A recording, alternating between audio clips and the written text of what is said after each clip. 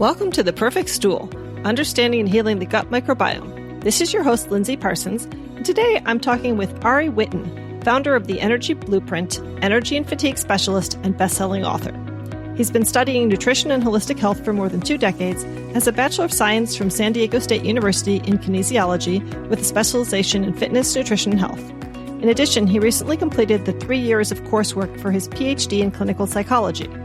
Ari is a tireless researcher who has obsessively devoted the last 20 years of his life to the pursuit of being on the cutting edge of the science on health and energy enhancement. But before our conversation, if you haven't yet followed or subscribed to the show, be sure to do so. And if you want to get transcripts of the podcast, pop over to my website, highdeserthealthcoaching.com, and sign up for my newsletter. You'll also get my free e-booklet, Finding Your Root Cause Through Stool and Organic Acids Testing, when you sign up. And if you haven't yet done my quiz on which stool test would help you get to the root cause of your issues, you can find a link in the show notes and take that. Now on to the show. Welcome to the podcast, Ari. Thank you so much for having me. It's a pleasure to be here. Yeah, thank you so much for coming on. So you first caught my eye when I saw a conference presentation where you were debunking the concept of adrenal fatigue after an extensive study of the literature. And we can get back to talking about that at the end. But first, since you're the energy and mitochondria expert, why don't we start by talking about what the mitochondria are and how they relate to gut health? Sure. Okay. So where to begin? It's a big question. So a lot of my work centers around mitochondrial health, and that relates to some extent to the thing you just mentioned about adrenal fatigue, in the sense that I spent many years indoctrinated into the adrenal fatigue paradigm and was a big proponent of it and was totally convinced that that was true. And eventually, through looking at the literature on that, and we can talk about this in depth at some point if you'd like, came to an understanding that adrenal fatigue is actually not a thing and is certainly not the central thing in the case of chronic fatigue. Mm-hmm. And I'm happy to, again, talk specifics of why I make those claims. They might seem like bold claims to some people listening, given that there are so many people who are promoting the idea that it is adrenal fatigue and that adrenal fatigue is real and that it is the central thing in chronic fatigue and sort of stress-related fatigue and burnout. And then after realizing that, I myself was quite confused because that was, in my mind too, the central thing to chronic fatigue. So if the science doesn't support adrenal fatigue is the central driver of chronic fatigue, then what the heck is? And it was largely due to the work of Robert Naviaux, who is an MD PhD who runs a lab for mitochondrial medicine at the University of California, San Diego, that I started to develop a new paradigm, a new understanding of what is really the thing in our body that is the most upstream, that is actually regulating and controlling human energy levels, in the sense of deciding whether we have low energy and we're chronically fatigued or whether we have abundant energy like we do as children. And the main finding, which is a pretty revolutionary, I think, biology shaking new paradigm around mitochondria, is that mitochondria have a second role beyond their role in energy production. And for over 100 years, we've known about mitochondria. We all learned about them in high school and college biology classes as the powerhouse of the cell. And these are where the majority of our cellular energy comes from. And all of that is true. But what is not true is they're kind of talked about in biology courses as these sort of mindless energy generators that just take in carbs and fats and pump out energy in the form of ATP, adenosine triphosphate. And they are, in fact, energy generators, but they're far from mindless. It turns out that mitochondria are, in the words of Dr. Robert Naviaux, the central hub of the wheel of metabolism. They are basically like the canaries in the coal mine in our body. They are the most upstream, most sensitive organ in our body that is responsible for sensing signals from the environment about what's going on in the environment, what's going on in the body, and responding to those signals by coordinating metabolic and immune responses and energy responses to that, and basically deciding whether or not the mitochondria are going to operate in energy mode or defense mode, or as Dr. Robert Naviaux calls it, peacetime metabolism or wartime metabolism. And basically what this means, to simplify all of this, is that to the extent that your mitochondria are picking up on threats, on signals that are danger signals, that something is wrong in the body, and they have the ability to sense virtually every type of stressor imaginable, from pathogens like viral infections to psychological stress, to poor nutrition, to signals from the gut, to environmental toxicants, to sleep deprivation, to every type of stressor that you can imagine. They can pick up on those danger signals. And to the extent that they pick up on they're picking up on the presence of danger signals, they turn down the dial on energy production and shift resources towards cellular defense. So mitochondria are not just mindless energy generators that take in carbs and fats and pump out energy. They are exquisitely sensitive environmental sensors that are actually regulating human energy levels and deciding whether or not we should produce abundant energy or very little energy and shift resources towards cellular defense. And that is fundamentally the central thing. While there are many processes that in one way or another relate to energy levels, there are brain processes, there are neurotransmitters, there are hormones, there are all kinds of biochemical processes that indirectly, one way or another, impact on energy.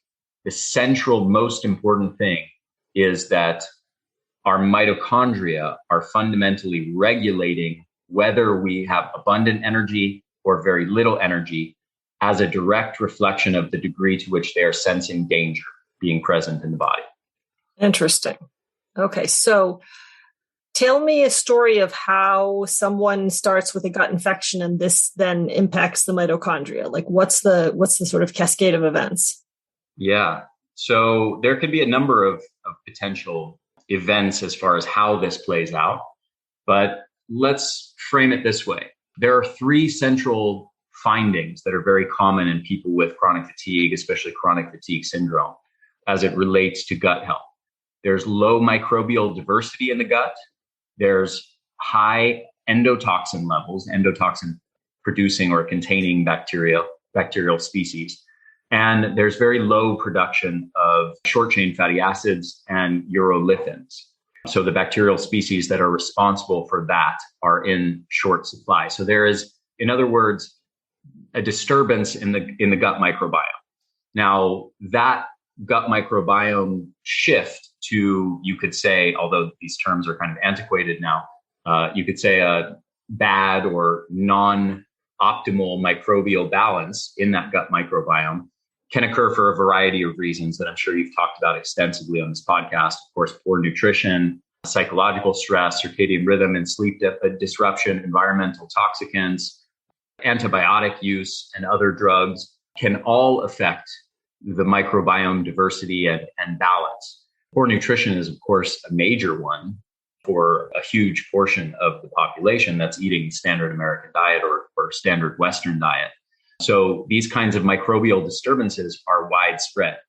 And as a result of an imbalance in the gut microbiome, you can get a degradation of the mucus lining and you can get an increase in gut permeability.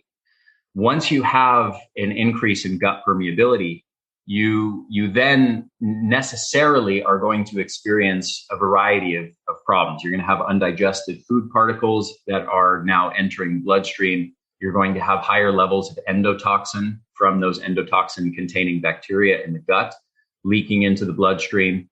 And the result of those things leads to a chronic low-level immune activation and low-grade inflammation response. Now, that response then ties back into what I was telling you about mitochondria before, which is the very presence of elevated levels of cytokines, inflammatory cytokines, is actually a danger signal. It is interpreted by mitochondria It is one of the key signals that mitochondria interpret as, there's danger present. We better shift out of peacetime metabolism into wartime metabolism. And that leads to mitochondria turning down the dial on energy production. So there's a very direct link between higher levels of inflammatory cytokines, and low energy levels. And of course, anything that goes on in the gut that leads to low grade inflammation, whether it's poor nutrition or antibiotic use or whatever the source was that led to poor microbiome balance, gut permeability, that is now being translated directly into poor mitochondrial function and mitochondrial shutdown and fatigue as a result, basically being mediated by inflammation primarily. Mm-hmm. So you're talking about endotoxins and low butyrate and essentially leaky gut. So I'm thinking about proteobacteria overgrowth and gram-negative bacteria and LPS. So can you talk a little bit about that? The specific species of bacteria that have been seen in the context of chronic fatigue syndrome, there's a few things that have been known. There's not a huge abundance of scientific literature. We know that they have low levels of bifidobacteria and low levels of lactobacilli in the gut. Yes, we know that they have higher levels of Bacteroides and proteobacteria. We also know there's actually some studies that have shown in people with chronic fatigue syndrome very exaggerated immune responses to endotoxins in the blood, which is indicative of them being exposed to high levels of endotoxin chronically as a result of this combination of factors. Beyond that, I'm not aware of any other specific research linking very specific species of bacteria to chronic fatigue in particular. Okay. But when you talk about endotoxin, that's coming exclusively from gram-negative bacteria that produce lipopolysaccharides, right? Right. Okay. So, how do lipopolysaccharides impact us? So lipopolysaccharides do a couple of things. One is we know that what's called endotoxemia, which is basically high levels of LPS entering the bloodstream as a result of gut permeability, are linked with all kinds of metabolic dysfunction. This has been linked with neurological disease, cardiovascular disease, obesity, diabetes, fatty liver, and it's been linked with mitochondrial dysfunction directly. So the LPS does two things. It creates an immune and inflammatory response, which, again, those signals are sensed by mitochondria and result in mitochondrial shutdown. And the LPS is also directly toxic to mitochondria and actually will damage mitochondria and cause mitochondrial dysfunction. So there's a couple different mechanisms by which that takes place. Mm-hmm. And so I know there's a difference between, like you can see on certain lab tests that I use, you can see when the mitochondria aren't working and producing very much energy, but then you can also see when they've completely collapsed. So can you talk about the difference between that? Mitochondrial testing is challenging. There's a few different ways that we can test for mitochondrial function. You can do organic acid tests. There's a test called the mitoswab test. You can, depending on, in research settings, they can do certain kinds of tests that are not widely available at the consumer level or even available to doctors to test their patients. You can test for nutrient deficiencies, for example, carnitine deficiencies. And CoQ10 deficiencies have been linked with chronic fatigue, and there's research where they've actually been able to identify those deficiencies. You can do that indirectly with organic acid testing, mm-hmm. and so that can give some insight into that as well. But that kind of testing is limited in the sense that one, it picks up more on mitochondrial dysfunction than it does, which is more like physical damage to the mitochondria and dysfunctioning mitochondria, more so than it does mitochondrial shutdown. And to give you a clear distinction of the difference between those two things, if I am healthy today, as I am, but next week I have COVID or I have a flu or some kind of viral respiratory infection, I may have severe fatigue for a few days. And as I recently had COVID a couple of weeks ago, And in the context of that severe fatigue that happens as a result of that acute viral infection, I don't have widespread mitochondrial dysfunction and damage throughout my body, but I do have mitochondrial shutdown. So there's a distinction between those two things. And I would argue that many of the tests are much better at picking up mitochondrial dysfunction than shutdown. Now, there's one more critical aspect of this. One of the types of testing that is done in certain research settings, but is not widely available to consumers, but I would argue is really important, is actually muscle biopsies. They stick a big hollow needle into your muscle, usually your quadricep muscle. They pull out a chunk of tissue and they look at it under a microscope. And we know from that kind of research, when they pull out those muscle biopsies from 20-year-olds, 30-year-olds, 40-year-olds, 60-year-olds, and 70-year-olds, there are massive differences in the number of mitochondria per cell. So we know that on average, the typical 70-year-old has about half of the number of mitochondria per cell that a young adult does. And the mitochondria that are present only have about 50% of the energy producing capacity of a young person. So those are things that won't be picked up on things like the mitoswab test or the organic acids test, or, there's also another test out of from some chronic fatigue researchers out of the UK called the ATP profile test. You're not going to find those kinds of results without doing a muscle biopsy. Now, I should mention also that, for people maybe who heard what I just said, they might think, oh my gosh, this is terrible news that we lose so much of our mitochondria as a result of aging, basically.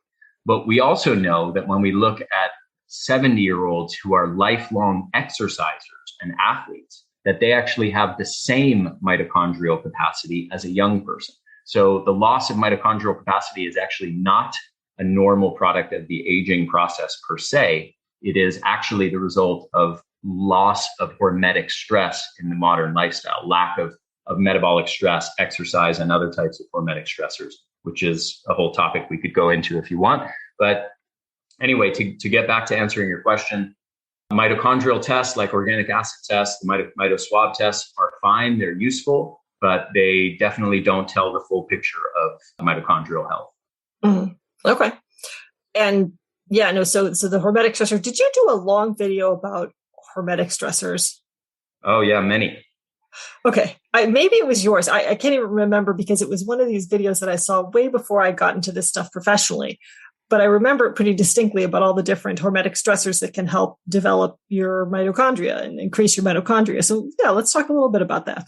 Yeah, that sounds like me. I remember 10 years ago when I used to say the word hormesis and hormetic stress to a lot of my friends who are functional medicine doctors.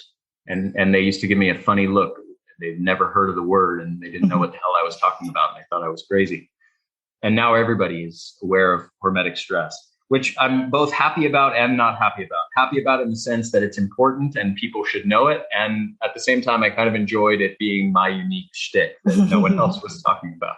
But yeah, so the importance of this to mitochondria basically is what I was just explaining.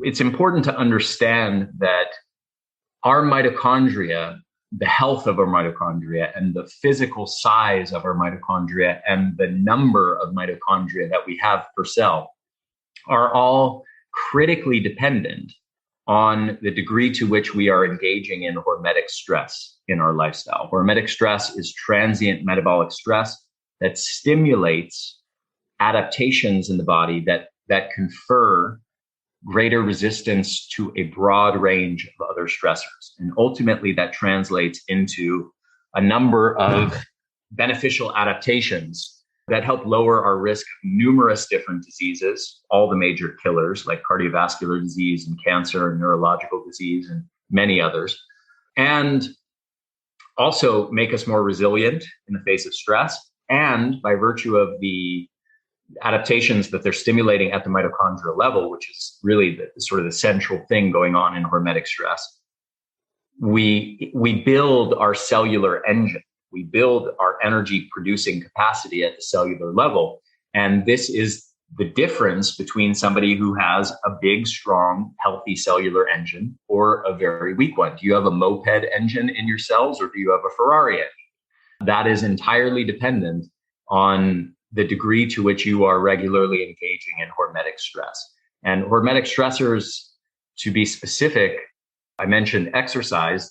There's many different subtypes of exercise. So resistance exercise, steady state endurance exercise, and then high intensity interval training and sprint interval training. And all of these really are distinct categories that have their own unique sort of fingerprint of adaptations that they're stimulating that are different from one another. Other types of hormetic stressors are heat and cold, fasting, hypoxia, low oxygen states, so breath holding practices. There's different types of chemical hormetic stressors. There are things like methylene blue, for example. And then there's actually, I'll also mention light, different kinds of light therapy like red and near infrared light, as well as ultraviolet light are hormetic stressors. And there's xenohormetic stressors, or xenohormetins, which are phytochemicals, sometimes referred to as exercise mimetics, because they stimulate some of the same hormetic pathways as exercise does.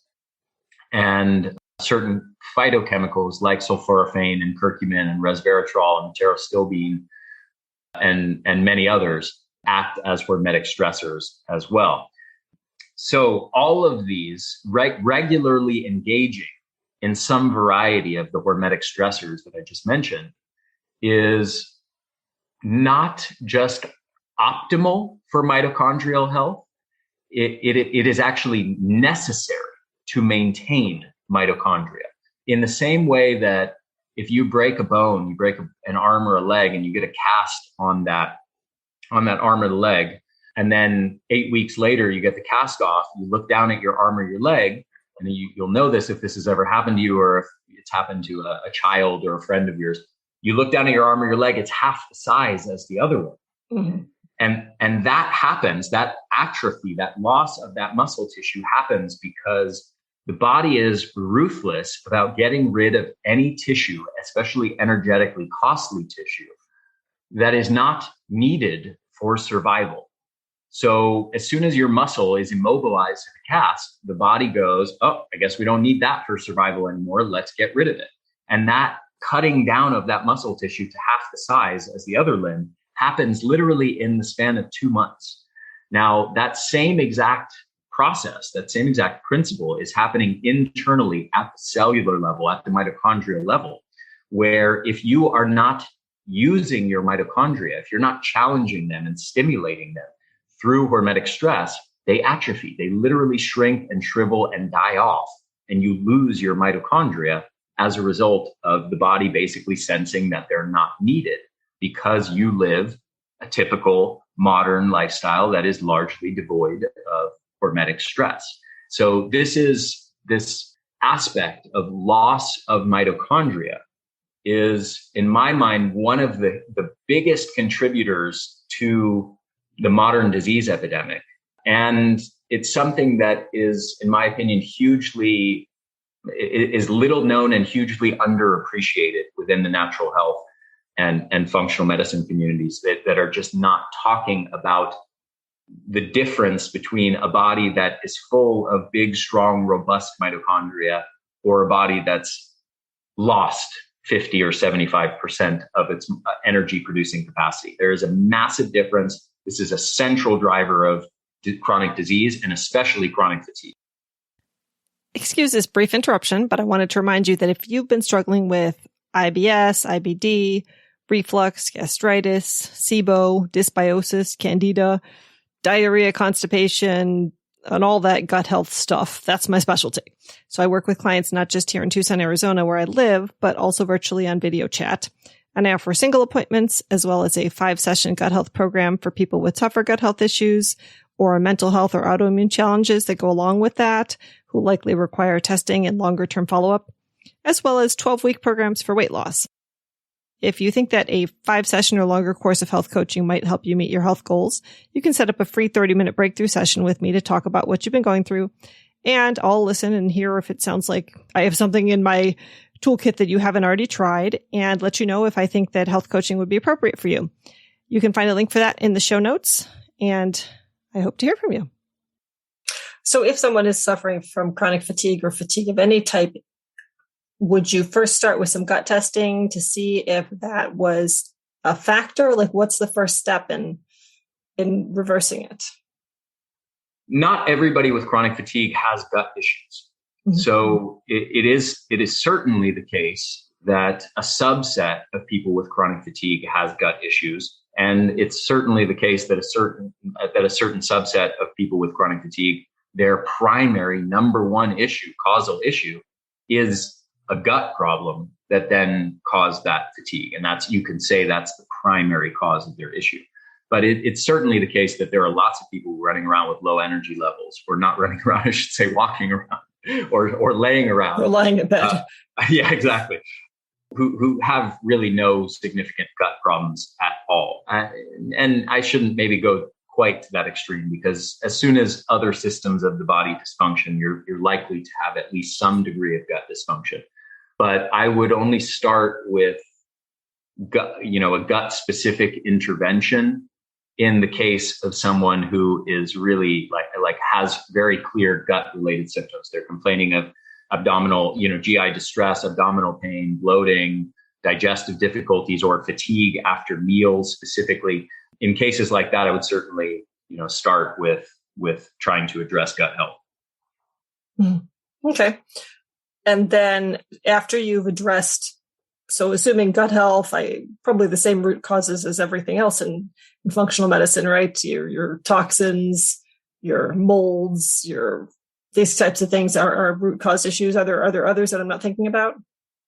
Yeah, certainly. Poor nutrition is a major cause. Circadian rhythm disruption and sleep disruption. I would say that and poor nutrition and psychological stress are probably the three most common contributors to chronic fatigue. When you're talking chronic fatigue syndrome specifically, which is differentiated from sort of a more general state of chronic fatigue, basically just by severity and by there are no blood tests or any other tests that can tell you if you have chronic fatigue syndrome. It's based on symptoms, and specifically the presence of a severe fatigue lasting 6 months or longer, and the presence of something called post-exertional malaise, which is a symptom that after any sort of physical exertion, people might be really exhausted for 2 or 3 days following that. Yeah. And so if you're in that state, you can say you have chronic fatigue syndrome. But in more general states of fatigue that are way more common, that affect 50 to 100 times more people than chronic fatigue syndrome, you're looking at more things like poor nutrition, circadian rhythm disruption, and sleep deprivation, low-level sleep deprivation, and psychological stress and lack of hormetic stress as the biggest contributors to that. Yeah. One of my basic questions when I'm interviewing new clients is how do you feel after you exercise? And if they say, I feel energized, I'm like, okay, good. Yeah. So is there any distinction between the types of gut dysbiosis and how they most impact energy, like candida versus parasites, or H. pylori, or just general bacterial dysbiosis, or SIBO? We just don't have the research to make those kinds of determinations. So where somebody has gut specific issues, they need to work with a gut specialist like yourself to resolve that. But as far as, an established body of research linked, like with that level of specificity, linking specific kinds of gut issues with chronic fatigue, that research just doesn't exist as of right now. Okay, fair enough. So let's get back to the whole adrenal fatigue question and tell me a little bit more about what they used to think that was and what you found in your research. Yeah. Okay. So just a general overview of what the adrenal fatigue hypothesis is. Basically, the idea is that our adrenal glands are glands that are involved in the stress response, and they produce a hormone called cortisol, which is produced in response to stress and has a variety of functions, but is involved in, for example, like the release of blood sugar from the liver and from the muscles to help regulate blood sugar levels in response to stress. It has other roles like anti-inflammatory effects and various other things, and that gets very complex when we talk about it in the chronic picture. But the gist of it is it's a hormone that is important in the stress response. And the idea was that with adrenal fatigue is that with chronic, sort of that system is meant for acute stress. And with chronic stress, it eventually taxes the adrenal glands and taxes them and taxes them and taxes them over a very long period of time chronically. And as a result of that, they get worn out and they stop producing enough cortisol to meet the body's demands. There are several versions of this. Some people say there's 8 phases or 7 phases. Some people say there's 3 phases. There's various models that have been put out there. I should mention none of which have been scientifically validated, but they are impressive looking when you look at these fancy models. They seem very sciencey. And the idea is that there's an acute phase where stress sort of taxes the adrenals excessively. Then you have high cortisol levels. Then you go back down. You start to go down. And then maybe at some point you're in a middle phase where your cortisol levels are technically like maybe within a normal range.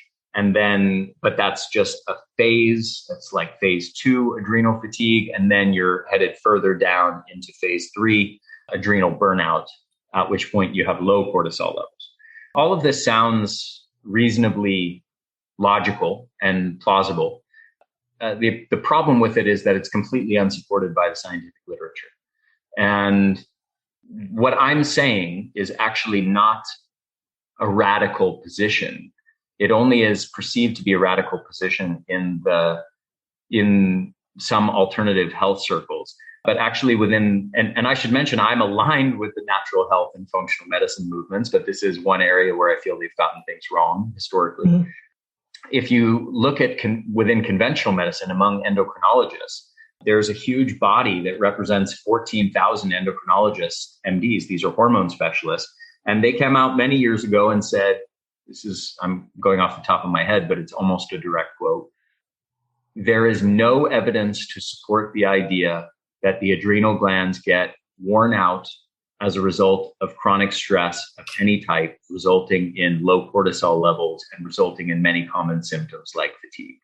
They literally said there is no evidence to support this theory. And ironically, I got interested in exploring the research on this because I was so pissed off by conventional medicine brushing off adrenal fatigue. I was absolutely convinced that adrenal fatigue was a real thing, and I wanted to stick it to them. And my plan was basically to go into the scientific literature and then compile all the research showing that it is legitimate and science-based. And then I was going to write a book basically on the scientific basis of adrenal fatigue. And what I found when I started to explore that issue, the research on that topic, was something that shocked me, because I had read thousands of articles and books written by people I really respected talking about adrenal fatigue. So of course, I was absolutely convinced it was totally real. But the first big red flag was that I went on PubMed and typed in adrenal fatigue to find any research that has been done on that medical condition. Because if you do that with any medical condition, even the most obscure, random medical condition you can find, like some rare genetic disorder or something that affects 2 out of every 100 million people, if you type that in, you're going to find at least dozens, if not hundreds or thousands of studies. If you type in adrenal fatigue, you find almost nothing. So that first was quite confusing, quite shocking to me. Why is there no research on this medical condition whatsoever? So then it took me a while to even figure out how to find any research that would be relevant to evaluating the adrenal fatigue hypothesis. And eventually, and I'm I'm condensing about a year of my life that I dedicated to this topic into a 5-minute segment here. But eventually, after several weeks of kind of digging around, I started to find bodies of research that did exist that were relevant to this. So there are several other fatigue syndromes that are largely synonymous with the basic idea of adrenal fatigue, only without positing that it's specifically the adrenals and cortisol that are causing it, that do exist, that are accepted medical conditions. So one is called clinical burnout. One is called burnout syndrome. One's called vital exhaustion. One is called stress-related exhaustion disorder. And there's also, of course, chronic fatigue syndrome that's in this mix as well.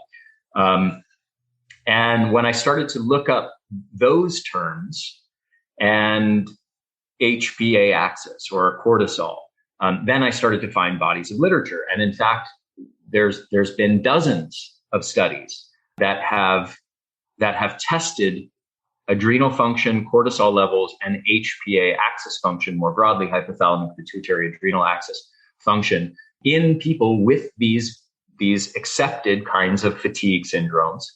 And the majority of those studies, and they've been done for over 25 years all over the world. So the majority of those studies, basically, I would say 90% of them, basically just take people with that fatigue syndrome, whether it's chronic fatigue syndrome or stress-related exhaustion disorder or burnout syndrome or whatever, and they analyze their cortisol levels and adrenal function, or do other tests like dexamethasone suppression tests to assess HPA axis function more broadly in the people with the fatigue syndrome, and they compare it to demographic matched people without fatigue, same age and sex and gender and controlling for smoking and exercise habits and all these other kinds of things. So the vast majority of the tests basically do that. And over the last 25 years, there have been 59 individual studies by researchers all over the world that have done these kinds of tests. There's another 20 literature reviews, systematic reviews, which is considered the highest level of scientific evidence, that has been done on a lot of these specific subcategories that I mentioned. So, for example, researchers will do a systematic review on all the studies looking at cortisol levels in people specifically with chronic fatigue syndrome, or specifically with burnout syndrome, or specifically with stress-related exhaustion disorder. So there's 20 of those, but of the 59 individual studies, here's how they break down. 15 of them gave evidence for lower morning cortisol levels in the group with fatigue compared to those without fatigue. Okay, and this isn't even abnormal cortisol levels. We're still within the range of normal on average, but it's slightly lower than the group that was healthy. Another 11 of those 59 studies found the opposite finding, slightly higher cortisol levels associated with the fatigue syndrome. And 33 of the 59 studies found no detectable difference whatsoever in cortisol levels between the group with fatigue and those without. So of this body of evidence, this is what I was left with after I spent a year of my life digging into the research and analyzing all these studies. I was left with a body of evidence where the bulk of the research clearly is indicating there is no discernible HPA axis function or cortisol abnormality that is even present in people with chronic fatigue, let alone any sort of scientific case that is compelling to believe that that is the central cause of those symptoms. But isn't it possible that some people's chronic fatigue or fatigue could be caused by adrenal related issues and some people's not, and therefore it comes out in the wash in a study because some might be mitochondria related? Sure. So, for example, you can have Addison's disease. And in the context of Addison's disease, one of the symptoms will be fatigue. So there are many different conditions that one could have that will cause fatigue. And there is a very small portion of people who have Addison's disease, and that is the central cause of their chronic fatigue. It is also possible to have HPA axis dysfunction. It is a real thing. Like HPA axis dysfunction does exist. And it is possible to have totally dysregulated cortisol levels or even chronically low cortisol levels. If it's very low cortisol levels, it's probably Addison's disease. But it is absolutely possible to have that. It is also the case that this is present based on 25 years of studies from all over the world. This is present to such a small degree in such a small subset of the people of the bulk of the people who have chronic fatigue, that it is clearly not any kind of central feature of chronic fatigue. But it is the case that it can be a contributor to fatigue in a small subset of people. Okay. So that's good to know that there's still some, that it could be playing a role for some people, because I do sometimes test people's adrenals personally, just because, if they tell me they're drinking tons of coffee or they're having trouble sleeping or they wake up and they feel like they're still asleep for a couple hours, that's when I think, okay, there may be some dysregulation here. So, what could you or would you do in cases like that? So I would say that it's really important to still understand paradigmatically what is going on here, because what you don't want to do is say, well, because HPA axis is a thing, I still believe in adrenal fatigue. And yes, this adrenal fatigue thing still is going on in some subset of people. So one other aspect of research that I spent a lot of time analyzing is the question of, does chronic stress result in low cortisol levels? Mm-hmm. So if we look at people under various kinds of extreme chronic stress for very long periods of time, do they have low cortisol levels? Now, on average, if you were to compare people who have years or decades long chronic psychological stress, for example, and compare them to people with less psychological stress, what you would expect to find if the adrenal fatigue hypothesis had any legitimacy whatsoever is that on average, the people under chronic years or decades long stress should have, at the very least, slightly lower cortisol levels on average, based on the fact that at least some subset of those people will have adrenal fatigue or adrenal burnout, right? This is basically science 101. Now, those studies exist. There are huge bodies of literature that have examined the relationship of chronic stressors of all kinds of types, from numerous different kinds of psychological stress, relationship stress, financial stress, job stress. They've looked at physical stressors like physical over-exercise, overtraining syndrome in athletes. They've looked at metabolic stressors, chronic cigarette smoking, chronic alcoholism. They've looked at all kinds, like even you could say in many natural health functional medicine models, they'll look at allostatic load. So like they'll even consider a disease state to be a chronic stressor, like somebody who has obesity and diabetes, that is a metabolic stressor. Clearly the high blood sugar levels, chronic hyperglycemia, and high blood lipids and metabolic syndrome is itself a type of metabolic stress that we know causes lots of cell damage. So we can look at any type of stressor that you can think up, and we can analyze the people with the most chronic, most severe version of that. They've even broken it down into, are you a heavy cigarette smoker or a light cigarette smoker? Are you a heavy drinker or are you a light drinker versus a non-drinker, right? Those studies exist. And what those studies find, pretty much without exception, every type of stressor that you can think of, the people with the chronic stress actually have, on average, slightly higher cortisol levels. That body of evidence, and it's a huge body of evidence, gives no support whatsoever to the idea that adrenal fatigue is a real thing, to the idea that there is ever a point where chronic stress is wearing out the adrenal's capacity to produce cortisol. Now, so given that, we then need to ask, well, then why is there a subset of people who do seem to have low cortisol levels, or at least low morning cortisol levels? And I'll tell you one thing that is very strongly supported in the literature as far as a major cause of that. And it's simply two things. One, circadian rhythm and sleep disruption, and two, being a night owl chronotype. There are studies where they've simply looked at normal, healthy people, not even people with any disease state or fatigue or anything like that, just normal, healthy people. You're either a morning person or a morning chronotype, I should say, or a night owl chronotype.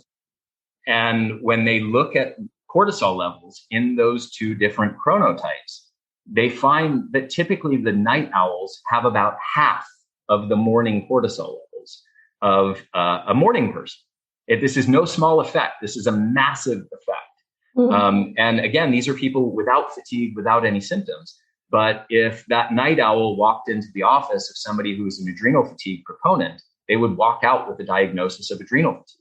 And they would be told the whole narrative about how chronic stress has worn out their adrenals' capacity to produce enough cortisol. And that whole narrative is completely unsupportable by the scientific evidence. But we do know that things like circadian rhythm and sleep deprivation and simply being a night owl do have a massive impact on your levels of cortisol. And there are a number of other potential causes of that as well. Certain prescription drugs can lower cortisol levels, certain toxins can lower it. But yeah, anyway, that's a bit of a digression. Okay, no, that was really interesting and amazingly detailed and articulate. So thank you. So what about secretory IgA? Any relationship between that and the adrenals? I would say that's outside of the literature that I looked at. So okay. I can't speak to that. Okay, because I do certainly hear from some of my mentors, the idea that high stress can lead to a decrease in secretory IgA, which is your gut mucosal, immune system, and therefore lead to gut infections. And so, yeah, that's true. Yeah. Okay. Yeah, I'm not aware of a link with adrenal function specifically, but I do know that chronic stress absolutely lowers secretory IgA. Right. So the adrenals may not be the mediating factor, but either way, the stress can lead to that. Yeah. I mean, I don't know about how those things relate. I mean, it's possible that chronically elevated cortisol levels, which does occur with chronic stress, that could certainly impact on secretory IgA. It impacts on a number of things. I mean, chronically elevated cortisol levels are not good for a big variety of reasons. Right. They negatively impact immune function and gut permeability, and there's neurological function. There's a lot of negative effects from that. Right. Okay. So I know that you sell some supplements that are designed to help people bring up their energy or increase their mitochondria, as well as for immune and brain support. So can you tell me a little bit about those? Sure. So I have sort of three flagship formulas, I would say. One is a mitochondrial specific formula, and it's called Energenesis. One is a brain specific formula. It's meant largely for mood support and cognitive support and long-term brain health, as distinct from like a short acting nootropic that's full of lots of stimulants that you might get a short-term boost from, but is actually hurting you in the long run. And then I have a comprehensive multivitamin and multi-mineral supplement with actually real clinically effective dosages of those vitamins and minerals in the optimal form. For example, methylated B vitamins extracted from whole foods, along with a number of superfoods like spirulina and chlorella and things like that. So the mitochondrial formula has lots of good ingredients. It has sort of all the classic mitochondrial support ingredients that you might find recommended by a functional medicine practitioner, things like acetyl L-carnitine and creatine and alpha lipoic acid and CoQ10 and things like that, and magnesium. And it also has a variety of other really great compounds that are not typically recommended. So things like astaxanthin, which is a carotenoid pigment that comes from algae. This is actually what gives salmon its pink color, also what gives flamingos its pink color. This is a carotenoid that has a unique chemical structure to it, and it actually embeds itself in mitochondrial membranes where it stabilizes them and protects them from damage. It actually embeds itself across mitochondrial membranes, so both the outer and inner membrane. So really unique hugely beneficial compound supported by lots of research. And another compound I'll mention is Shodan ashwagandha. And Shodan ashwagandha has a whole bunch of research showing that it improves sleep quality, improves resilience to stress, and reduces anxiety levels and increases energy levels in people with chronic fatigue. It's the most potent ashwagandha extract in terms of withanolides. Another compound that's in there is elagic acid. And this is an interesting one that relates to gut health in the gut microbiome, the gut mitochondria axis, in the sense that elagic acid is this compound that's found in significant quantities only in a few foods. It's found in really minute quantities in a lot of different berries and things like that. But it's rich, especially in pomegranate and chestnuts. And this elagic acid is metabolized by certain bacteria in the gut into a compound called urolithin A. And urolithin A, it turns out, is pretty much the most powerful promoter of mitophagy ever discovered. Mitophagy is basically like a quality control process of our mitochondria, where the body sort of identifies dysfunctional mitochondria and targets them for breakdown so that only the healthy mitochondria are reproducing and cloning themselves. And you're only rebuilding healthy mitochondria and getting rid of the bad ones. Super important process, especially for preventing cancer and also, of course, chronic fatigue. So this urolithin A that comes from elagic acid is critically important for doing that. Let me stop for just a second, because I was actually looking at a urolithin A supplement yesterday because I was reading an article that linked to it, and I noticed it's not cheap. I think there's only one out there, and it was like $200 for a bottle. Exactly. Yeah. I've been trying to get it in one of my formulas for a long time now. It's been unavailable, but I think just a couple of weeks ago, my supplier let me know that they found a source for it. So it's just now becoming available. I think previously it was patented and only held by one company, and they weren't releasing it to other supplement formulators. But it's interesting in the sense that there is research on supplementing directly with urolithin A, and it's pretty impressive research. The distinction between that and elagic acid is not totally clear as of right now, in the sense that it is possible that, well, let me put it this way. I looked into research to figure out what specific bacterial species is responsible for converting elagic acid into urolithin A. And there's actually a study that I was able to find where they identified the specific bacterial species. And it was a really obscure species. I don't even remember what the name of it was because it's so uncommon. I've never heard of this species anywhere else. Now, having said that, so that sort of brings up the question of, well, maybe some people don't have that bacterial species and therefore can't convert elagic acid into urolithin A. Nevertheless, I asked Kiran Krishnan, who's a friend of mine, who's a sort of world-renowned gut expert. Microbiome Labs. Yes. I asked him his thoughts on that, and he kind of brushed it off and said, the gut is pretty redundant. It's probably not just one species that does this, and there's probably many species that do this. He didn't seem to be particularly worried about the idea that someone might not have the capability to produce urolithin A. So yeah, it's not totally clear if there would be a unique benefit of supplementing urolithin A over elagic acid. I guess if it is the case that some subset of people don't convert elagic acid into urolithin A well, then they would benefit more from direct urolithin A supplementation. So yeah, those are a few compounds in Energenesis. And then I'll mention one more, which is a patented phospholipid extract called NT-factor phospholipid. And this has a ton of amazing research on it. I think this has got to be the most underrated and little known supplement within the functional medicine community that has a ton of amazing research on it that people just don't even know about. And there's a great paper by a researcher named Garth Nicholson called Lipid Replacement Therapy, where they have studied this NT-factor phospholipid compound in the context of numerous different kinds of chronic fatigue syndrome. There's several studies, obesity-related chronic fatigue, aging-associated chronic fatigue, just people who have fatigue in old age, and other types of chronic fatigue like Gulf War illness and things like that. And across the board, every study that's been done on this has shown at least 25, if not closer to 45% increases in energy levels between 4 to 12 weeks of just using this one compound. So it's a pretty amazing compound. It's been shown also in people in older age to restore their mitochondrial health, mitochondrial function to that of healthy 29-year-olds. What's it called again? It's called NT factor. Okay. And yeah, so that's an amazing compound. And the literature review from Garth Nicholson is called lipid replacement therapy.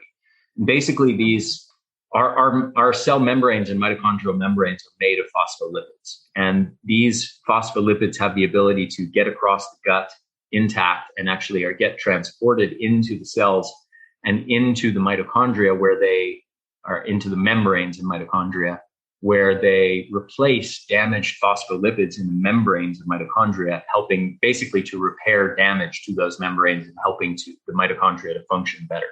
So yeah, anyway, that's a sort of small sampling of some of the compounds in my formulas.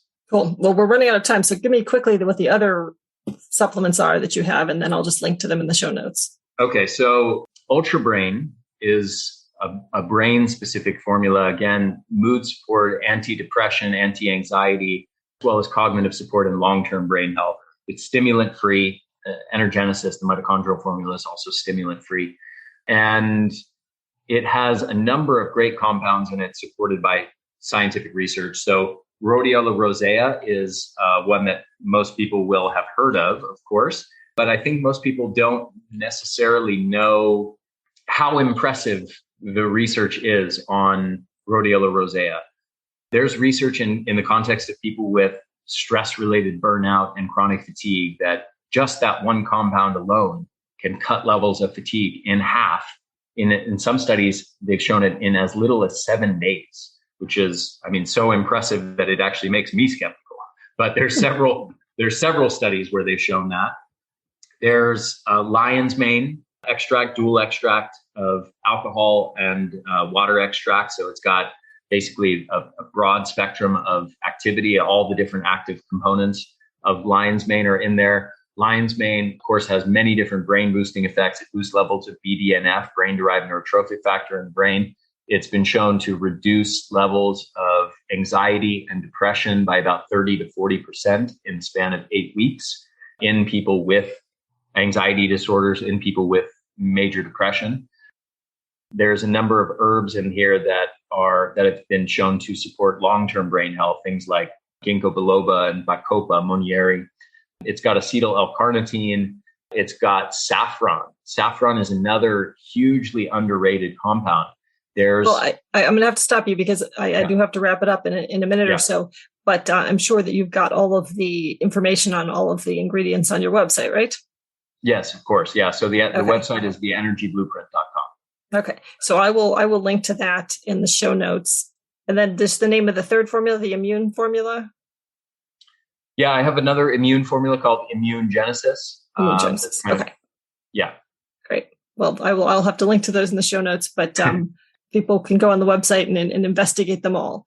So This was super interesting and detailed, and I loved it. So thank you so much for coming on and sharing about all your research with us. Yeah, thanks so much for having me, Lindsay. It was a pleasure. Awesome conversation.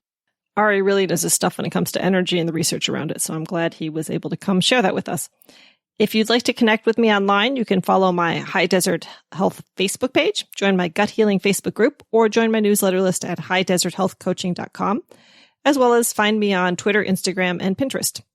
And of course, I'm always on YouTube as well, just the audio of my podcast. And links for those are all in the show notes.